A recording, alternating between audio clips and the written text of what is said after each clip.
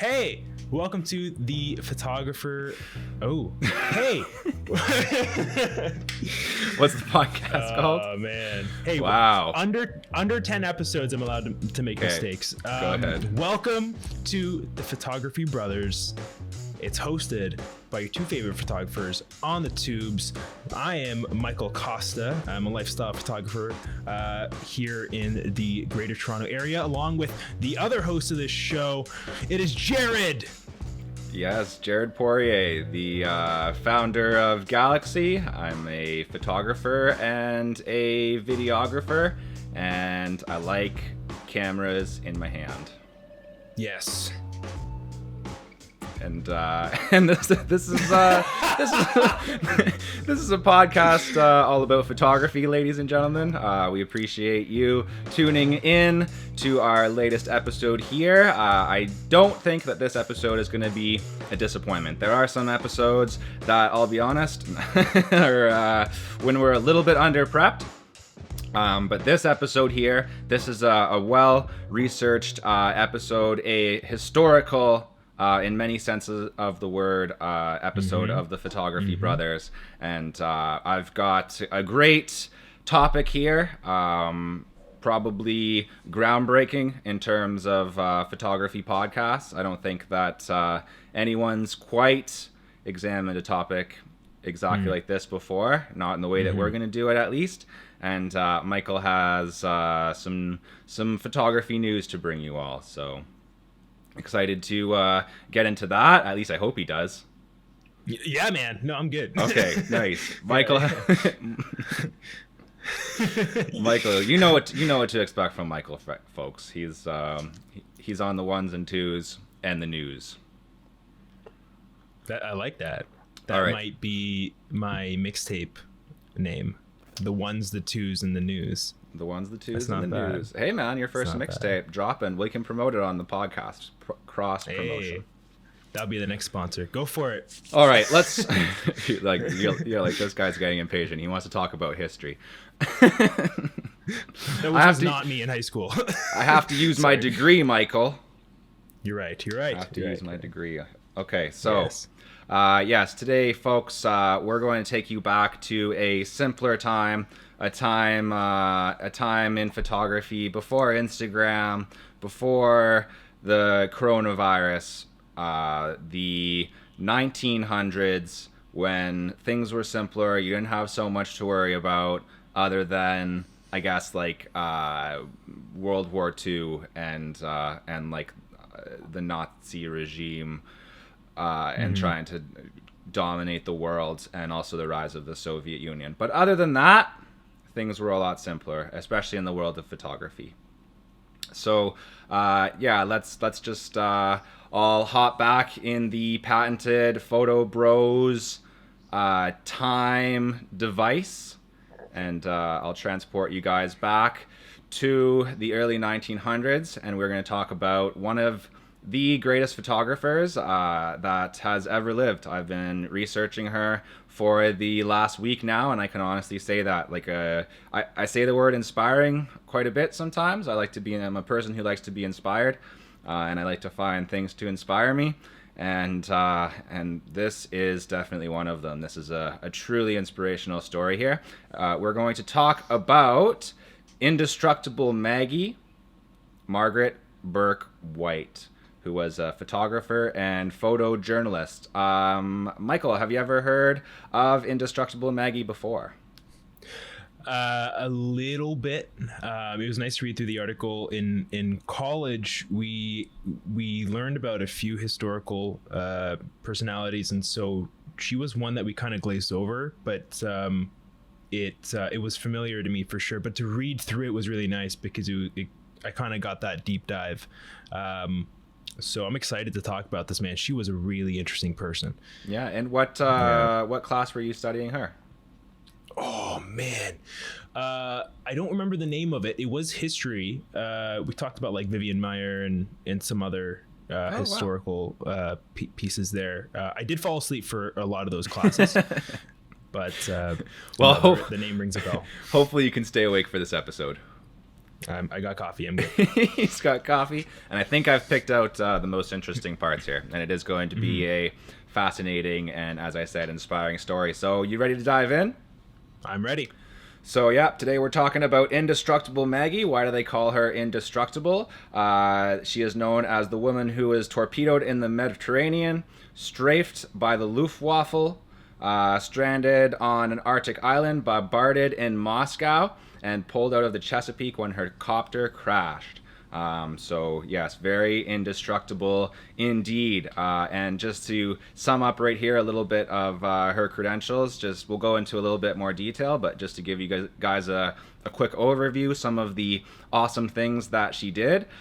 She started out as like an industrial photographer in Cleveland, and she moved on to be a war journalist and a war photographer. She has written a whole bunch of books.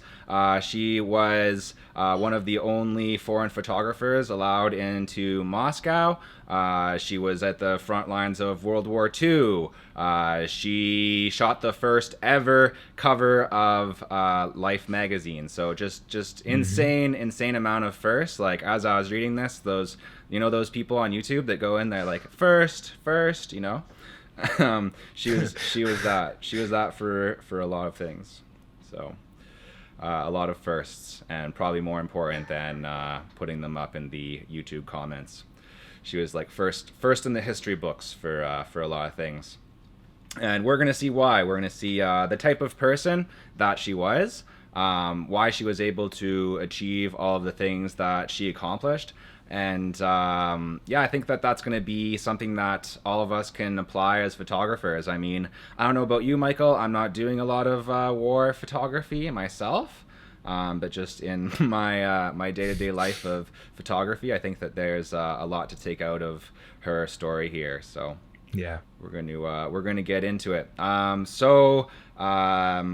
Indestructible Maggie, she was born in the Bronx in New York City. Her father was a non-practicing Jew, and her mother was Irish. And just a couple of things that really stood out to me. Her father was like an inventor and an engineer, a big tinkerer, and her mother was really into like self-improvement and stuff like that, right? Like something that we like to talk about a lot here on Photography Brothers. You know, always learning, always pushing yourself in your artistic field and beyond. Her dad was actually the first person to get her interested in photography. And then when she went off to study in school, so let's see. So she is, her father's an engineer, teaching her about photography. She's getting into it. She's going off to school. What do you think that she's going to study here? Any guesses? Oh, me? Yeah. Oh. Well, I mean, it's no one else can really answer, Michael. There was no prompt. I mean, there was a guess that there was a prompt, but I don't know, man. She studied business development. Frogs. Wait. Frogs. Yeah, really? Yeah. Frogs. Herpetology. Yeah. Herpetology, Ah. which is the study of amphibians. And so, I mean, we could have lost a truly great photographer, I think, if she would have stuck with frogs. So that's pretty unfortunate. And for all of you out there who have dreams of becoming a world famous and historically acknowledged photographer, and right now you're just studying frogs, like don't let that stop you. Like, the world probably lost some pretty good pictures of frogs, but we did get other things in exchange, as we'll see. Going into it, she studies frogs for a bit, but she ends up going to a very famous university called Cornell University, which is in New York State, but it's out in the woods and not in New York City. And she produced one of her first formal works of photography, which was a study of her campus. So very interesting, something that you guys can look up. Some of Maggie's early photography here, and definitely right away you start seeing the difference between people like her and people like us. I went to university and got a bachelor's degree. I was not doing a study of my campus, bro. I was doing a study of beer. I was doing a study of being stressed and drinking beer. Yeah, man. So anyways, that sounds about right. Interesting, kind of going to that point of what I want to keep going back to here, really. I think kind of the general theme and what the audience can really get out of this, among many other things, is just learning like the type of person that she was and the type of person that I think you need to be to really succeed as a photographer.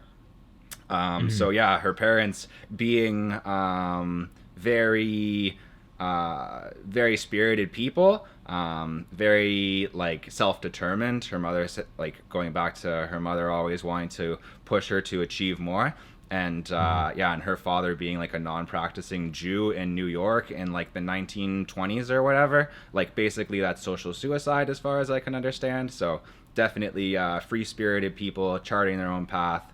And we're going to see how that suits her later.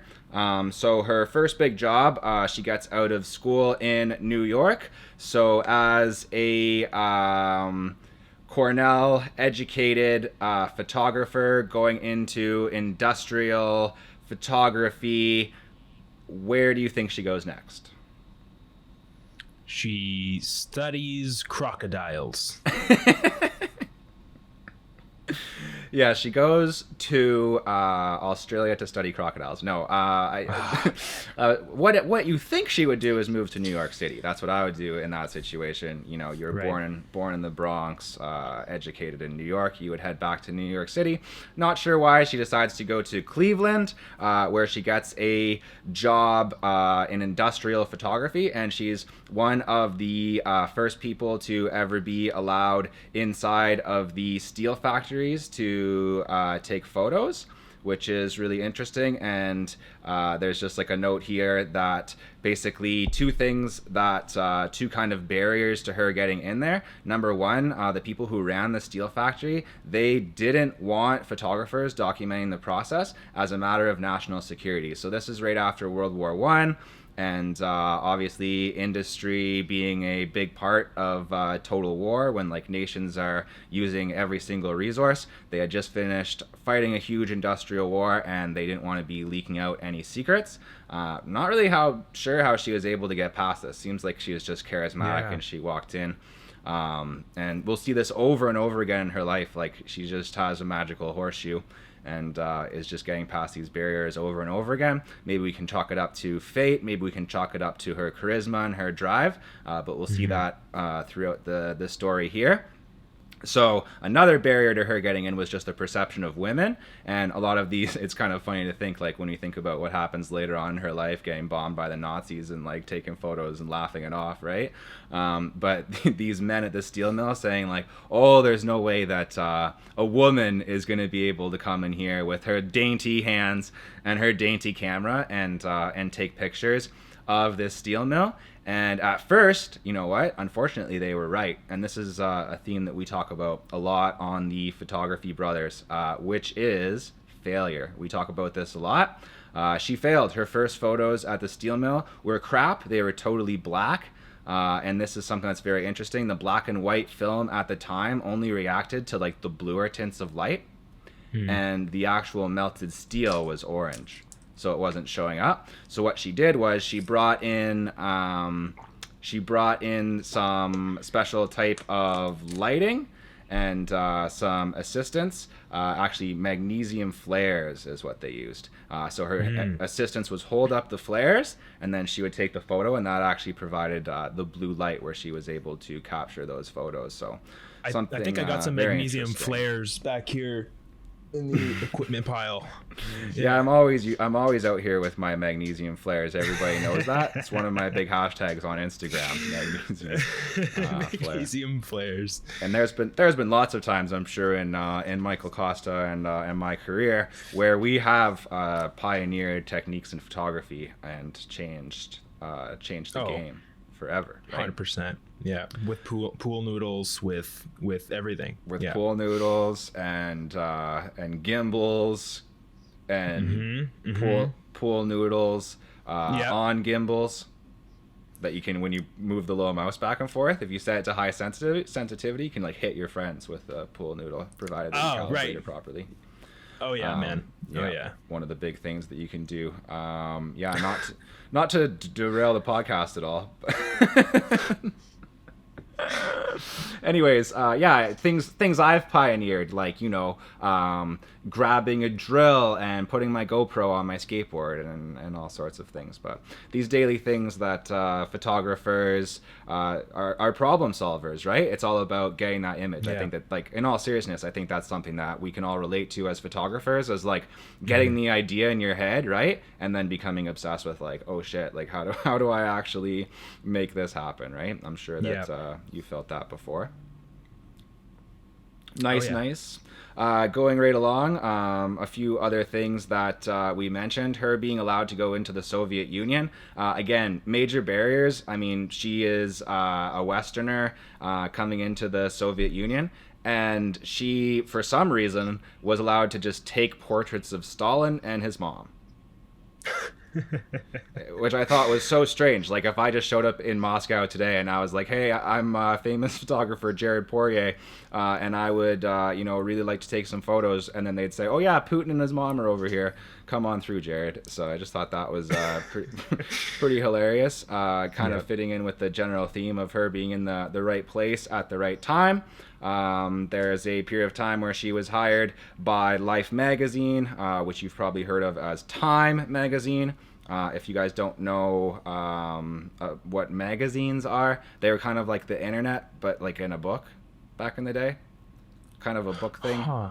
Yeah, and a book is... Can I like copy and then paste in a text message, or can I... No, you actually can't, unfortunately, yeah. Pretty weird idea, and that's why those are extinct now, and there's no such thing as magazines anymore. But she shot the first cover. She, again, with another big first, the first cover of Life magazine. That's unreal. Wild, right? Not the first one by a woman, just the first one in general. So yeah, pretty wild.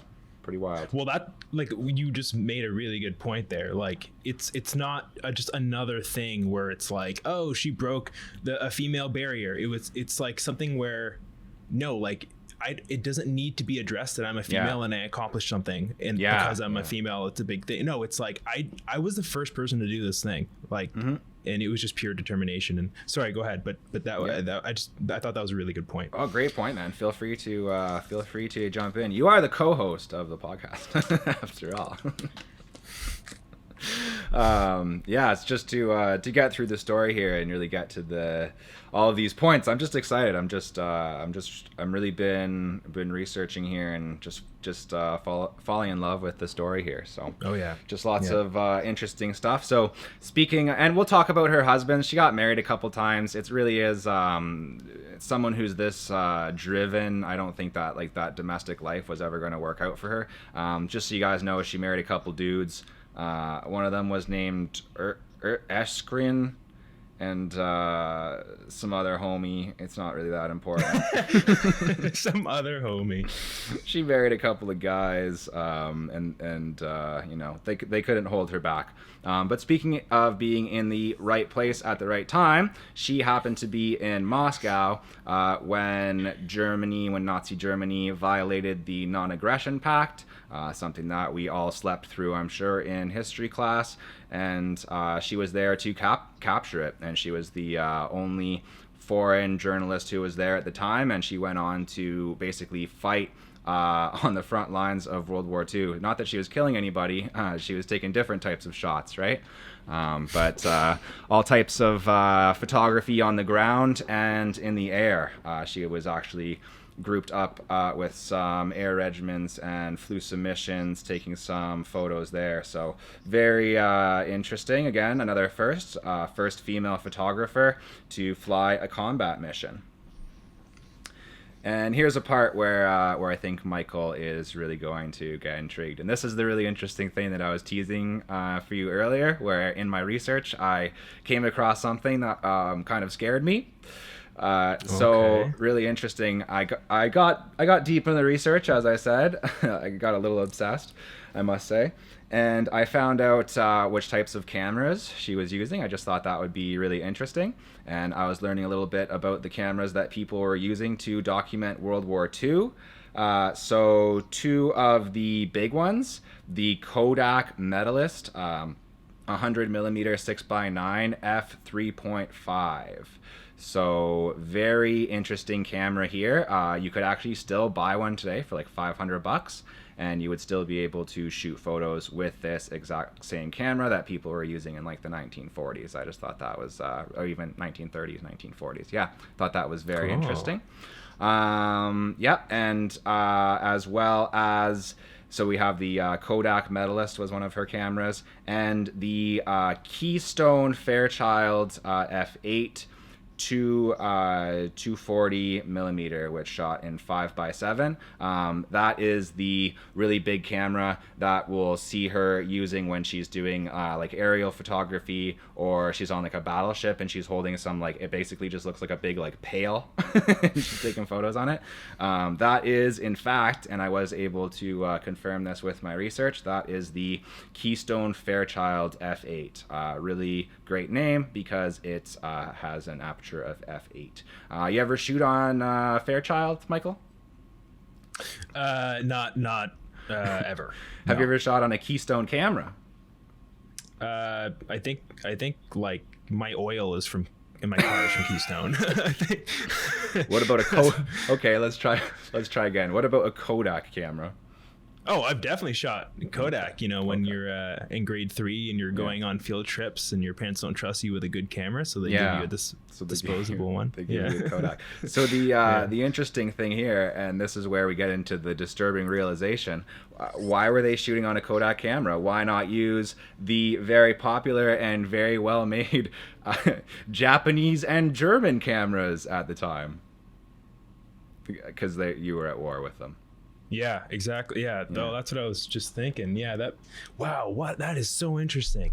And how that actually affected. Yeah. This is why we can never go to war with Japan, man. No, we can't. Man, Canon, I need Sony, Nikon, all of them, brother, well, all of them. The others don't matter, but Sony. But Sony.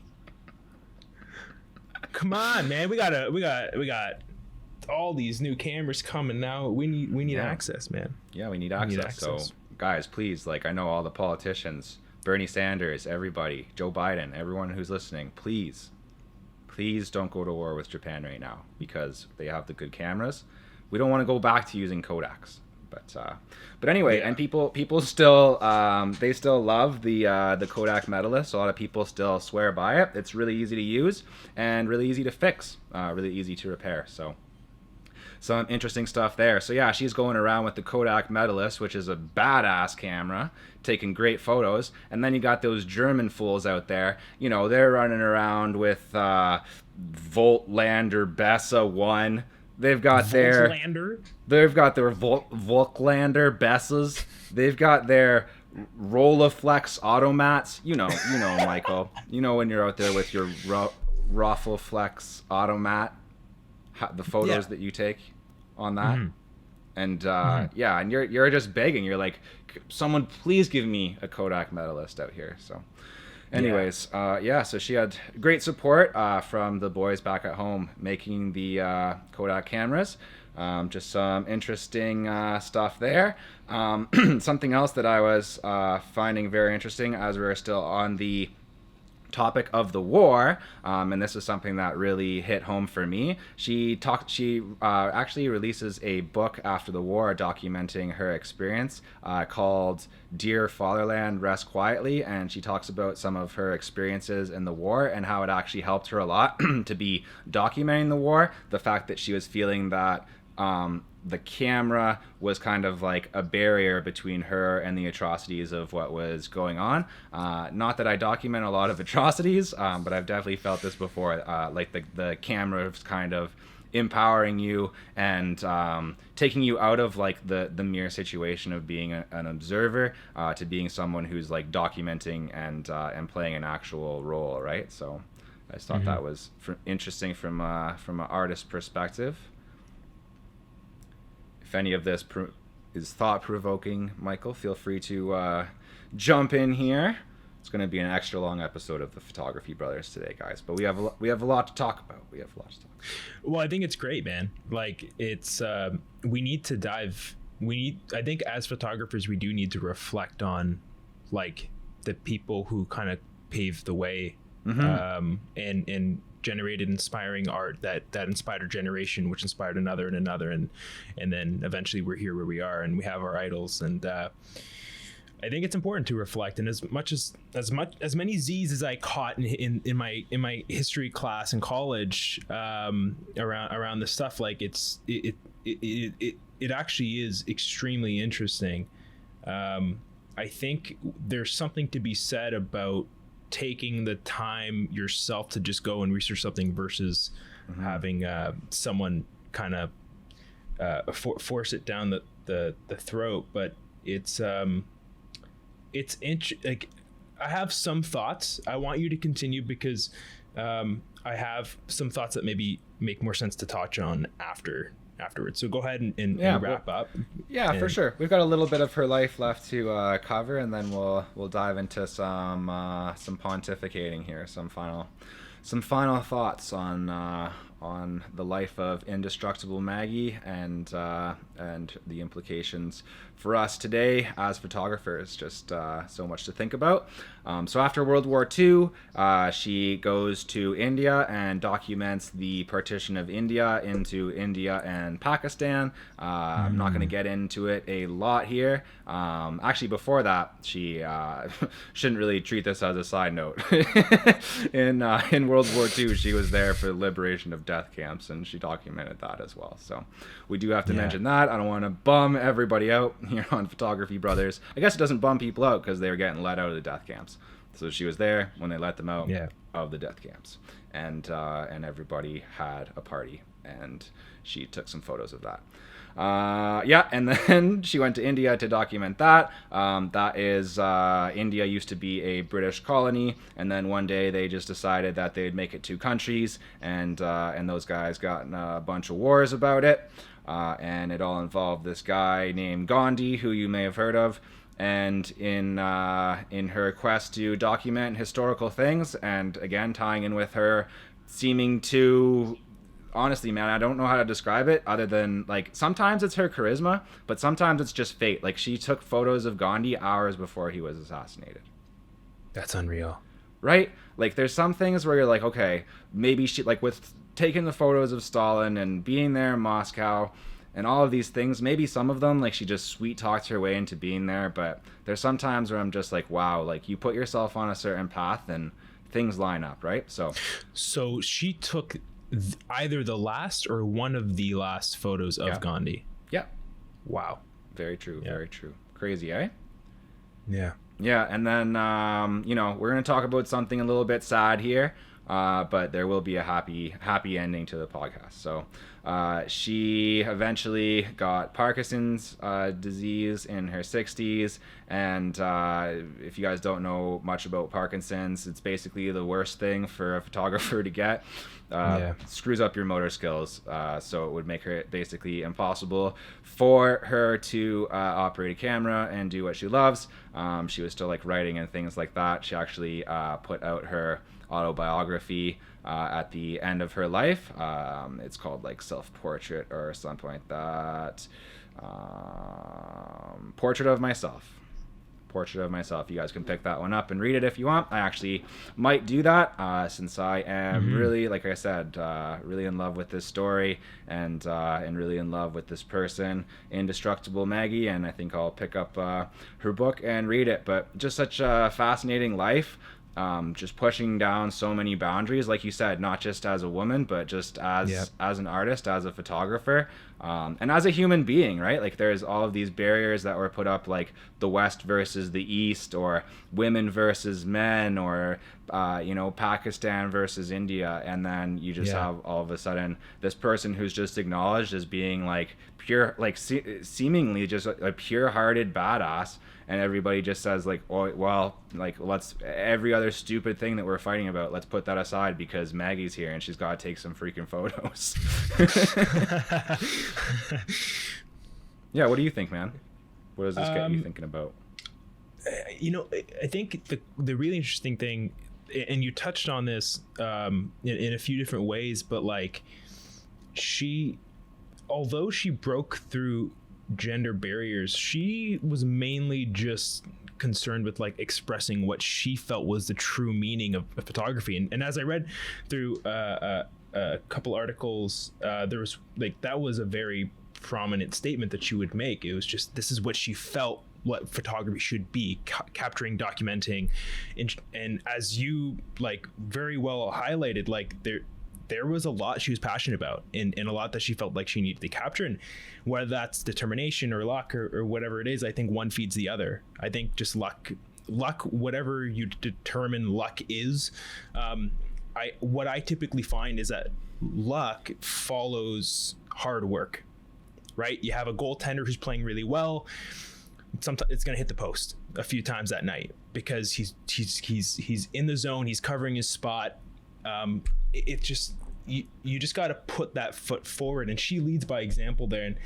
And I think she probably wasn't even thinking about the fact that she was breaking barriers, or at least it wasn't at the forefront of it. And that's what was really interesting when I was reading through and even just listening through what some of the history that you kind of just described. Yeah, I don't think she was doing it to break barriers. I don't think she was doing it for a political reason. I relate to it so much. She just got obsessed, and she was like, I want to get this photo. Like, if you look at some examples, like not just documenting history, but these are like stunning, beautiful photos, like from an artistic perspective when it comes to like the principles of art and lighting and perspective and contrast and all of that. These are groundbreaking, and then pour on top of that the historical importance of some of these photos. So I think, looking through some of the pieces of collateral I was looking through, I think what really caught my eye, and I think is really going to catch the attention of the viewers of this podcast, is really going to be kind of what you're leading towards, is her photography. I think for me, what really drew me in was her perspective. She had a way of capturing it, but in different scenarios as well. Like, if it's, a camp, it's just, a cluster of people really highlighting, almost like this suffocating environment. It's packed. You have the facial expressions of the people there. It's sad. It's depressing. That's the point. The photo, obviously the iconic photo of the Chrysler building, and the perspective there. There's images. There's some amazing images of a plane over the city, and again the Chrysler building, and some of those photos where it's just like, that's just perspective of scale. She was very smart. A lot of these principles that we learn in schools and stuff like that today it seems like, she went to school to study frogs. This is like, this is just like, she just understood it. She just knew it, it's a natural talent that she had. And anytime that, if any world leader had a question about frogs, she was always there with the answers as well. I hope she at least took one photo of a frog. You know what? So. I have to come clean here and say, I did pretty thoroughly research today's podcast, and I don't know if she did take a picture of a frog. I guess that's just my failing as a podcaster, as a human being, and we will keep you guys up to date with any other frog news, and you can trust your brothers here. So yeah, so just an inspiring story, like I said, just incredibly thought-provoking. Definitely touched my heart. Definitely spoke to me as an artist and as a creative, and I think it's going to speak to. It sounds like it spoke to you as well, Michael, and I think to speak to our listeners and our viewers on YouTube as well. So. Yeah. And I know earlier I touched on the fact that like a generation inspires the next, but it's really cool to see, how you got super passionate about it. right? Like it wasn't just one generation inspiring the next, is one generation inspiring one like 80 years later. It's for sure. It's timeless that way. And so I encourage that everyone to kind of follow through and kind of do activities like that. You know, her, Vivian Meyer, like there are some really interesting stories and then images to back that up. Well, maybe we'll cover Vivian on a future episode of PHOTOBROS here. So I'd love that. Yeah. We're making it every week. We need topics. Fair point. Are you ready to go into the news, boss? I'm ready.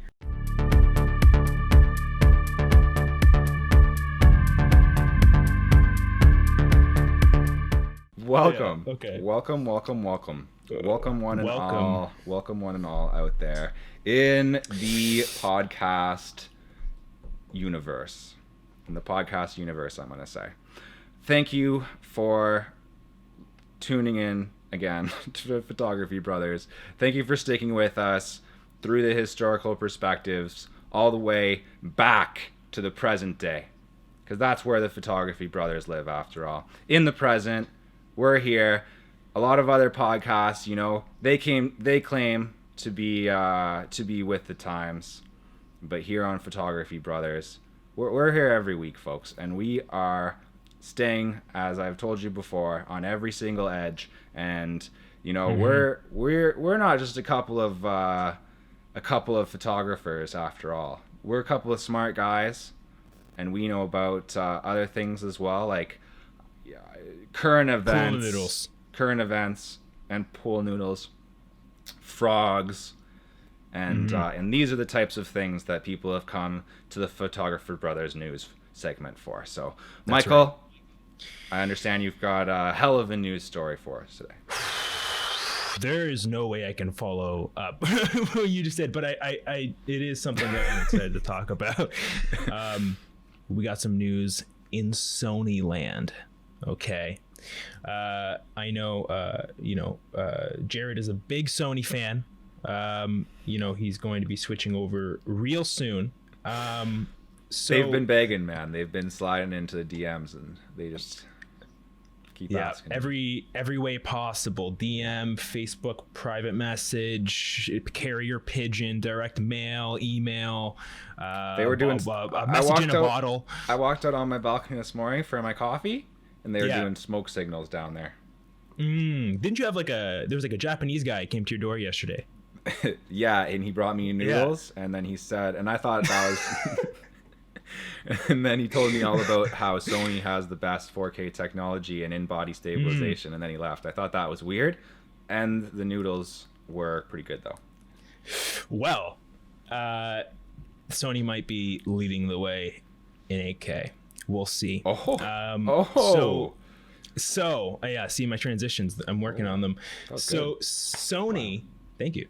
Sony, we know that they are going to be having a conference in a couple days here. Or actually now, once this goes up, we will be either correct about our predictions or completely off the ball. But they are going to be announcing a new camera. And with that being said, there was an announcement, a statement that they made a little while back saying that in Q1 they were going to be releasing a high-end, that was their words, camera in Q1 2021. So with that being said, we kind of know what we might be looking at. The rumors are pointing towards the new A9.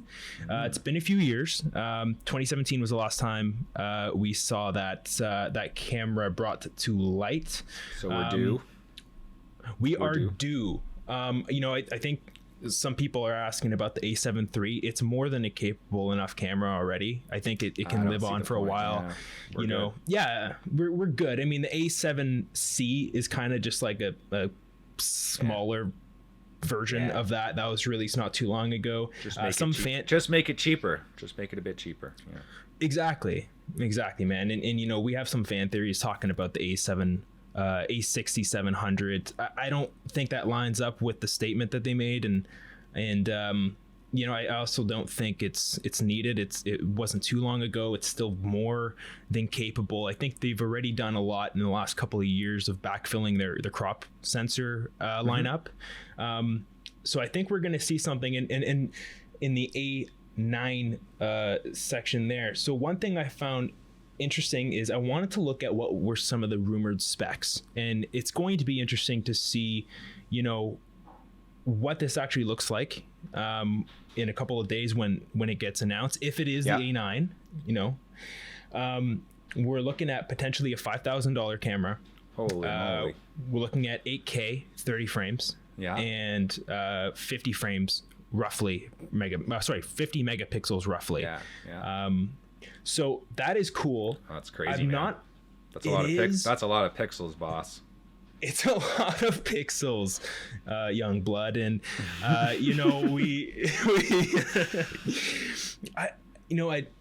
not the biggest fan of people pointing to megapixels to lead the conversation, but it's good. And obviously, as you increase price point, you increase the terminology and brand it as a high-end camera. You gotta up things and kind of make that distinction. But that's kind of all we got so far. I mean, I'm hoping, I think what I wanted to talk to really today is what do we think that needs to be? What do we think that an A9 needs to be? And I think for me, I just think give us some awesome 4K options, some great 4K options in some of those higher frame rates. Me personally right now, I don't really care that much about 8K. I don't really care that much even about 6K. 4K 120 is nice, and they gotta watch out for the overheating stuff, man. The Canon R5 and R6 have performed well, but those rumors about overheating, I think cost them a lot, man.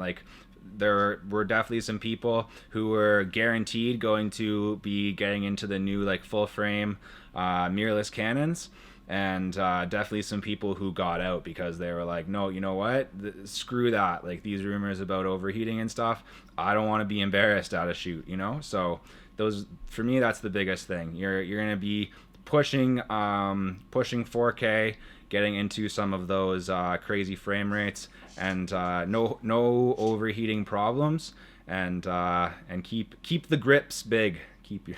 Get those grips bigger. Please, man, that A6000 that I had for a few years, there was no grip. Yeah, baby couldn't even hold that camera. Yeah, baby wants more, but and you're out there, you're trying to shoot frogs. Yeah, and, you can't. And then you're dropping your camera in the swamp. What do you do that? And then the frog picks it up, and it's the perfect size for him, and he's shooting pictures. And then frogs are now taking photos, and it's them and monkeys. You've got monkeys taking photos of frogs. You got frogs taking photos of monkeys, taking photos of robots. Man, God. And they have AI software editing everything for them, and it's all edited in AI. It's wild. Yeah. But it'll be interesting to see, what they do. And then, I think one of everyone's favorite elements to new announcements is what everyone else's reaction is in regards to the competition.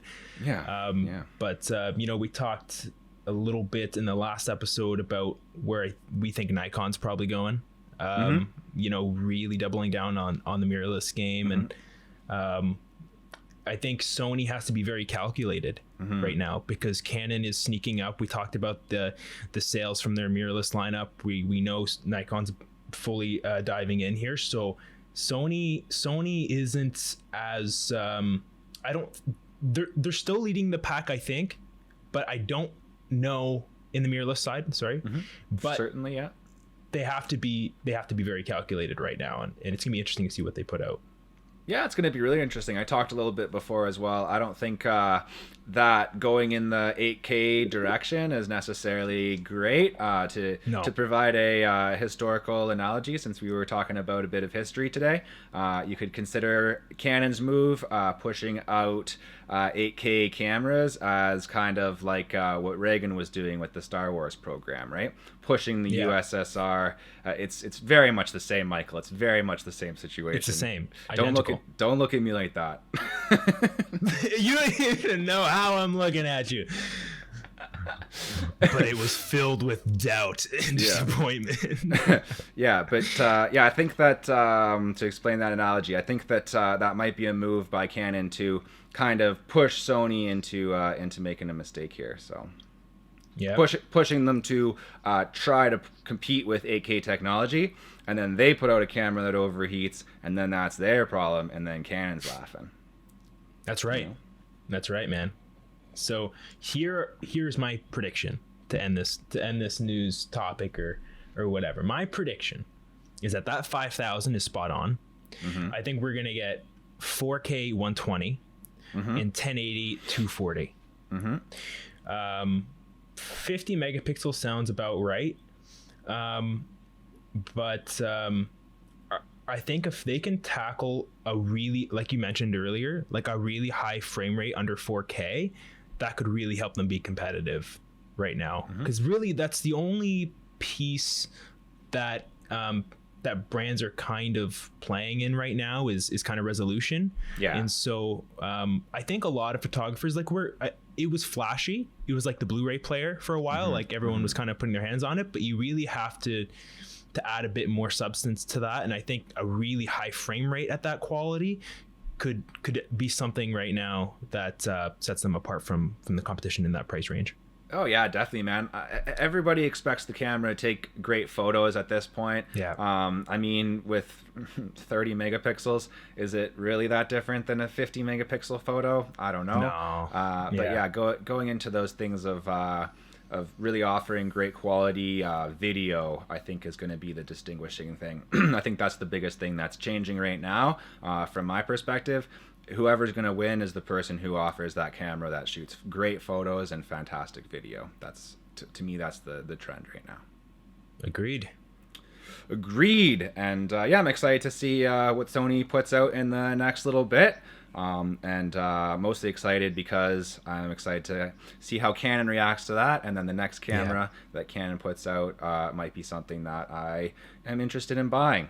Or maybe some Sony comes out that really just like Maggie, like Indestructible Maggie, really captures our hearts. But we're gonna find out. I actually have another news story. So yeah. Okay, let's do it. So we are, as I said, as you guys know, here on the Photography Brothers, we take the news seriously.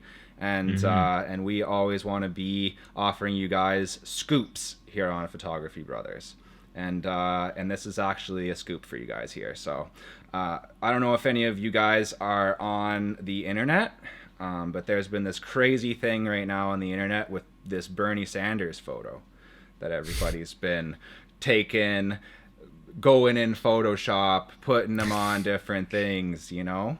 You've got all types of different Bernie Sanders memes here.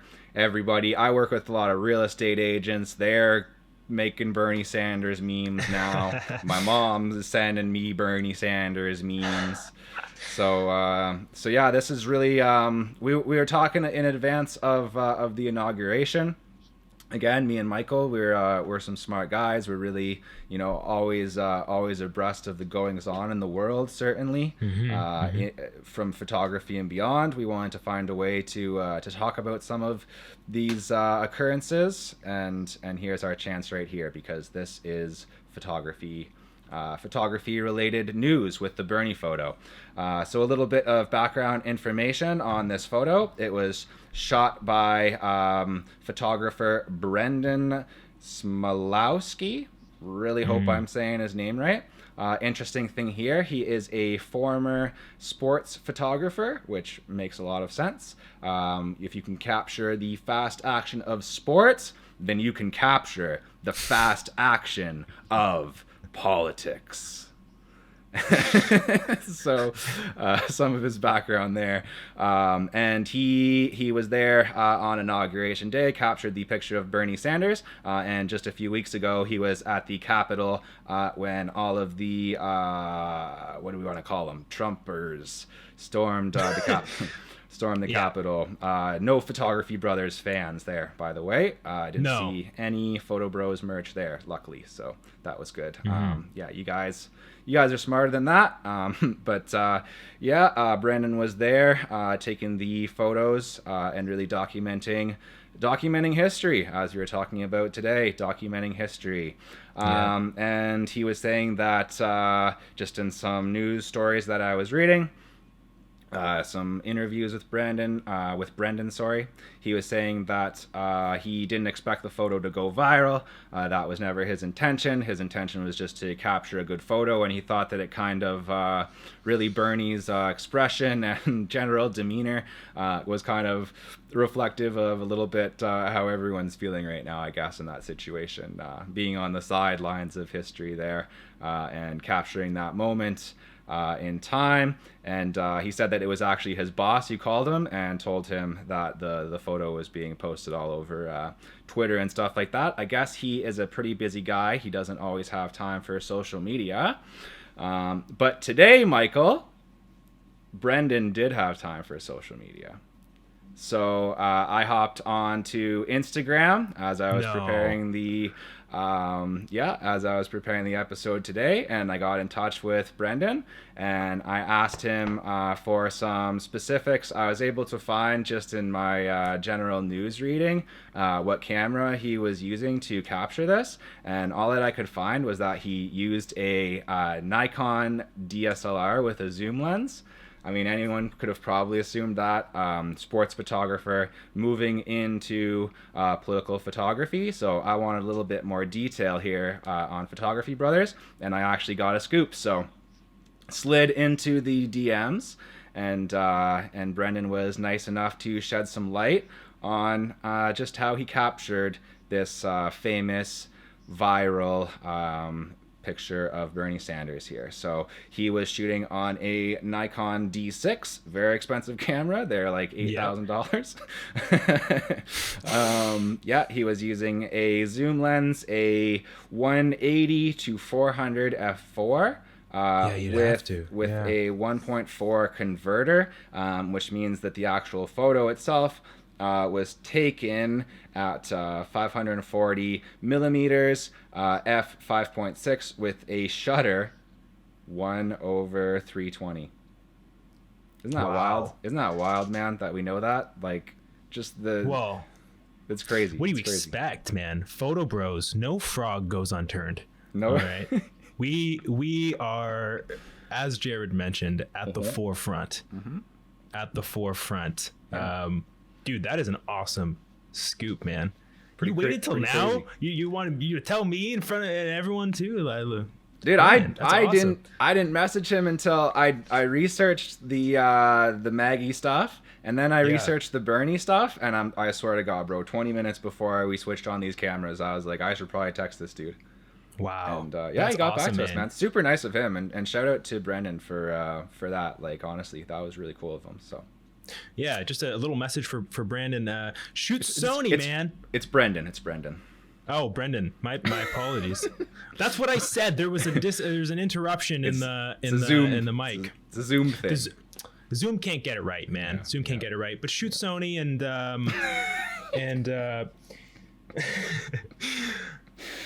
in all seriousness, you know what? If you take a photo and it, regardless of the subject matter, but if you take a photo and it makes it viral, that's quite the accomplishment, and I'm happy for him. It's a success, right? That's awesome. I think so, man. I think he feels a little bit weird about it, from what I can tell, just in like the interviews and chatting with him on Instagram. I feel like he kind of he doesn't want to be famous this way. I mean, every photographer, I guess, wants to be famous for like, oh, they took a brilliant photo, not they took this meme photo. But these days, I think that's what you get. Like, like the best you can hope for, really, is being a meme. Well, the best way to look at it, I think, is you're a musician too, and you know music, you love music. Like, it happens all the time. A musician's favorite track on the album, the one that they think is really going to hit, is not the one that gets the radio play, that gets really that gets played So true, man. a lot. So true. You know, sometimes you just gotta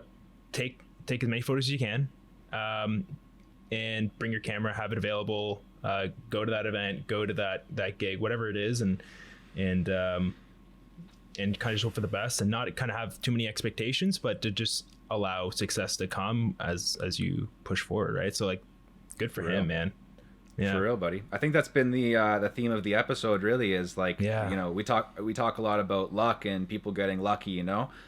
You're in the right place, the right time to capture these great photos, but luck is all about being prepared, right? I think it's like, probably, you know, maybe it's really, it appears to be luck, but it's really being prepared. And there's those, because you're prepared, you're there with your camera, you got the right lens on it, you know, you've got your D6, you've been shooting sports, you're ready.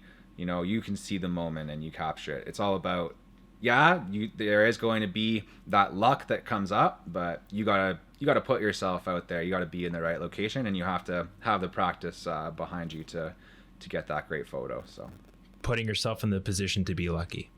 Exactly, buddy. Exactly. Yeah.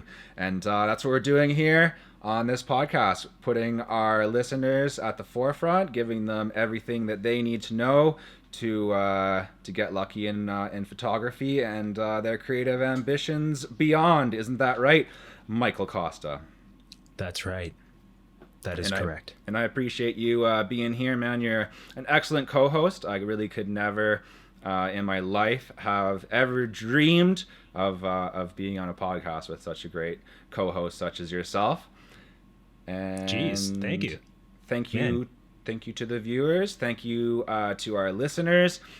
Whether you enjoy our savory, smooth voices on Spotify, hopefully on iTunes soon, whenever I get not lazy enough to put it up on iTunes, or whether you see our pasty white, don't go outside faces here on YouTube. So thank you guys for watching. Thank you for listening. Thank you, Michael, for all your contributions to the podcast. A new one. Thank you to research assistant Matthew for research help on this podcast. Thank you to our editor Sydney for editing this episode and the last episode and the next episode. and I think that's it. Anybody else we need to thank?